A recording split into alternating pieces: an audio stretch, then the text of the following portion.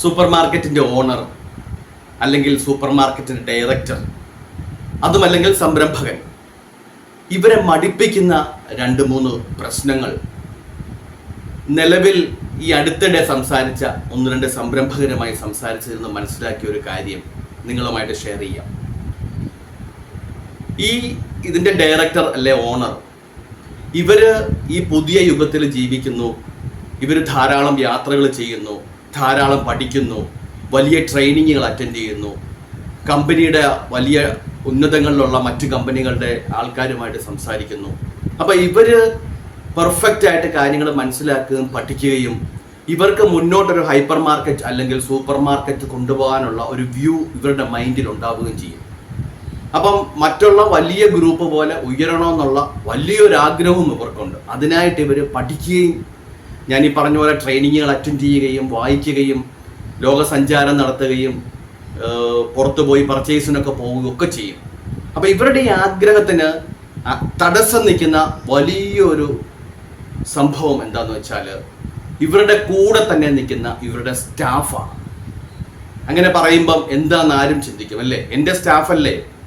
പക്ഷേ അതല്ല, ഇവരുടെ കൂടെ നിൽക്കുന്ന പഴയ കുറച്ച് സ്റ്റാഫുകൾ ഞാൻ എടുത്തു പറയാം. അവരുടെ ആറ്റിറ്റ്യൂഡ് മാറ്റാൻ ഈ സംരംഭകന് പറ്റിയല്ല. ഈ സംരംഭകൻ വലിയ ഐഡിയാസും വലിയ ചിന്താഗതിയും വലിയ സ്റ്റോറുകളും വലിയ കാര്യമായ വലിയ ഒരു വിജയം പ്രതീക്ഷിക്കുകയും ചെയ്യുമ്പം ഇങ്ങനെയുള്ള കുറച്ച് സ്റ്റാഫുകൾ ഇദ്ദേഹത്തിൻ്റെ കൂടെ ഉണ്ടാവും. അത് വ്യക്തിബന്ധങ്ങളിൽ അധിഷ്ഠിതമാണ്. വലിയ ബന്ധമാണ് അവർ തമ്മിൽ. വർഷങ്ങളായിട്ട് കൂടെ നിൽക്കുന്ന ആൾ എന്തു പറഞ്ഞാലും ചെയ്യും. പക്ഷേ അവരുടെ ആറ്റിറ്റ്യൂഡ് മാറ്റാൻ ഈ സംരംഭകന് പറ്റില്ല. ഈ ആറ്റിറ്റ്യൂഡ് മാറ്റാത്തത് കാരണം ഇവരുടെ സ്റ്റോറിലുണ്ടാകുന്ന വളർച്ച മുരടിച്ചു പോവുകയാണ്. ഒരു സംരംഭകൻ അല്ലെങ്കിൽ സൂപ്പർ മാർക്കറ്റിൻ്റെ ഓണർ, നിങ്ങൾ ചിന്തിക്കുക, നിങ്ങളുടെ കൂടെ നിൽക്കുന്ന പഴയ സ്റ്റാഫിൻ്റെ ആറ്റിറ്റ്യൂഡ് മാറ്റിയില്ലെങ്കിൽ നിങ്ങൾക്ക് വലിയ ബുദ്ധിമുട്ടുണ്ടാവും. രണ്ടാമത്തെ കാര്യം, ഇതുപോലെയുള്ള പഴയ സ്റ്റാഫിന് സമയാസമയങ്ങളിൽ കിട്ടേണ്ട ട്രെയിനിങ് കിട്ടാത്തത് കാരണം അവർക്കൊരു പെർഫോമറായിട്ട് ഉയരാനും പറ്റിയല്ല. അവരാ ചെയ്യുന്ന രീതിയിൽ നിന്ന് അണുവിട വ്യത്യാസമില്ലാതെ കൃത്യമായിട്ട് കാര്യങ്ങൾ ചെയ്യും. അത് ചില സമയങ്ങളിൽ സക്സസ് ആയിരിക്കും, പക്ഷേ അതിലുപരി മറ്റ് ചില സമയങ്ങളിൽ വളരെ ദോഷം ചെയ്യുകയും ചെയ്യും. അതെല്ലാ തരത്തിലും. അപ്പം പുതിയതായിട്ട് വരുന്ന സ്റ്റാഫിനെ അക്സെപ്റ്റ് ചെയ്യാൻ അവർക്ക് സാധിക്കുമോ? ഒരിക്കലും സാധിക്കില്ല. അപ്പം ഈ സംരംഭകനുമായിട്ടുള്ള വ്യക്തിബന്ധം അവരെ വീണ്ടും അവരുടെ മൈൻഡ് സെറ്റ് ചേഞ്ചായി ചെറുതായി പോവുക ചെയ്യുന്നത്, അല്ലാതെ അവർ വളരുമല്ല ചെയ്യുന്നത്. അപ്പം സംരംഭകൻ ചെയ്യേണ്ട ഒരു കാര്യം, ഇതിനെന്താണ് ഒരു പരിഹാരം? കൂടെ നിൽക്കുന്ന സ്റ്റാഫിൻ്റെ മൈൻഡ് സെറ്റ് മാറ്റാനും ആറ്റിറ്റ്യൂഡ് മാറ്റാനും പെർഫെക്റ്റ് ആയിട്ട് അവരെ കൊണ്ടുവരാനും ഇപ്പോഴത്തെ രീതിയിൽ അവരുടെ വർക്ക് ഡൈവേർട്ട് ചെയ്യാനും എന്ത് ചെയ്യാൻ പറ്റും? അത് ചിന്തിച്ചില്ലെങ്കിൽ സംരംഭകൻ എത്ര പഠിച്ചാലും എത്ര കോടികൾ മുടക്കിയാലും എത്ര കാര്യങ്ങൾ ഭംഗിയാക്കാൻ ശ്രമിച്ചാലും അവിടെ പരാജയം തീർച്ചയായിട്ടും ഉണ്ടാവും. ഒന്നല്ലെങ്കിൽ മറ്റൊരു രീതിയിലുണ്ടാവും. അപ്പം ഞാൻ ഈ പറഞ്ഞു വരുന്നത്, കൃത്യമായിട്ട് സ്റ്റാഫിനെ മോണിറ്റർ ചെയ്ത് അവരുടെ പ്രവർത്തനങ്ങൾ വിലയിരുത്തി കറക്റ്റ് ടൈമിൽ കൊടുക്കേണ്ട ട്രെയിനിങ്ങുകൾ കൊടുത്ത് അവരെ കൂടെ നിർത്തണം. വളരെ നല്ലതാണ്. 10 വർഷവും 15 വർഷവും ഒക്കെ ആയ സ്റ്റാഫ് കൂടെ വേണം. ആത്മാർത്ഥമായിട്ട് അവർ വർക്ക് ചെയ്യും.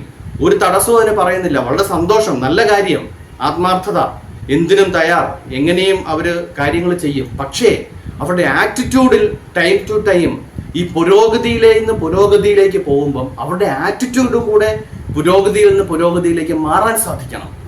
ആറ്റിറ്റ്യൂഡ് മാറിയില്ലെങ്കിൽ നമുക്ക് പരാജയമുണ്ടാവും. അപ്പം ഈ പരാജയം രുചിച്ചറിയാൻ ഒരു സംരംഭകനും താല്പര്യമില്ല. ഉണ്ടാവുമോ? ഇല്ലല്ലോ. ഒരു സംരംഭകനും താല്പര്യം ഉണ്ടാവില്ല. അതുകൊണ്ട് സംരംഭകൻ കൃത്യമായിട്ട് കൊടുക്കേണ്ട ക്ലാസ്സുകൾ, ട്രെയിനിങ്ങുകൾ, കോച്ചിങ്ങുകൾ നിങ്ങളുടെ സ്റ്റാഫിന് താഴേക്കിടയിൽ നിന്ന് മേളിലേക്കിടയിൽ വരെ കൃത്യമായിട്ട് കൊടുക്കുക. അങ്ങനെയുള്ള ക്ലാസ്സുകളിലൂടെ ഇവരുടെ ആറ്റിറ്റ്യൂഡ് മാറ്റാനും നിങ്ങളുടെ ബിസിനസ് ഡെവലപ്പ് ചെയ്യാനും പറ്റുള്ളൂ. അപ്പോൾ ആ രീതിയിലൊന്ന് ചിന്തിച്ച് കൃത്യമായ ട്രെയിനിങ്ങുകൾ കൊടുക്കാൻ, നിങ്ങളുടെ സ്റ്റാഫിന് ട്രെയിനിങ്ങുകൾ കൊടുക്കാൻ നിങ്ങൾ തയ്യാറാവുക. ഇല്ലെന്നുണ്ടെങ്കിൽ നിങ്ങളെ മടുപ്പിക്കും. നിങ്ങളുടെ പഴയ സ്റ്റാഫ് നിങ്ങളെ മടുപ്പിക്കും.